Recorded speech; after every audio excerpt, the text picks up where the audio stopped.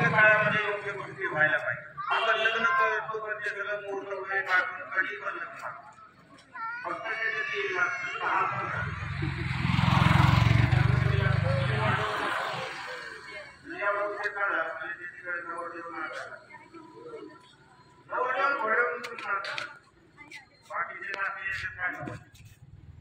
हल्लीचे नवरदेव महाराज दाढी बिडी वाढवायला लागले. नवरदेव पण रायवंच जास्त वाटते.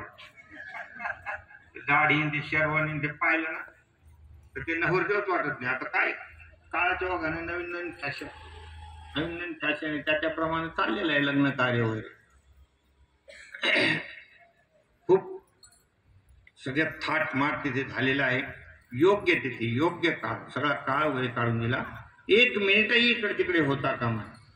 आता सध्याच्या परिस्थितीमध्ये फक्त ब्राह्मण समाजामध्ये योग्य वेळेला लग्न लागलेलं मी बघतो. बाकी पुढे काही पाहण्यात येत नाही. एवढं काही पाहण्यात येत नाही की कोणी वेळ सांभाळा.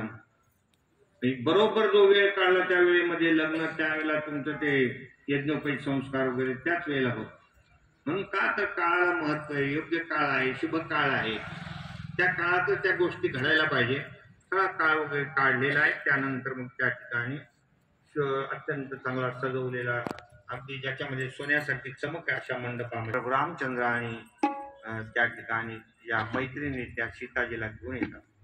दिव्य अशा प्रकारचा प्रकाश पडलेला आहे. अधिकार संपन्न ब्राह्मण त्या ठिकाणी मंगलाचरण करतात. अक्षरा वगैरे सगळ्या देण्यात आलेले आहे. शुभ मंगल अशा प्रकारे गंगा सिंधू सरस्वती यमुना गोदावरी नर्मदा कावेरी शरयू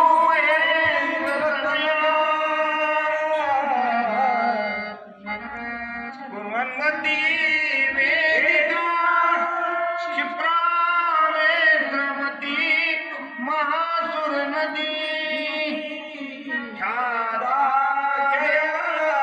गंडकी पूर्णा जलय समुद्र सहित कुर्वन्तु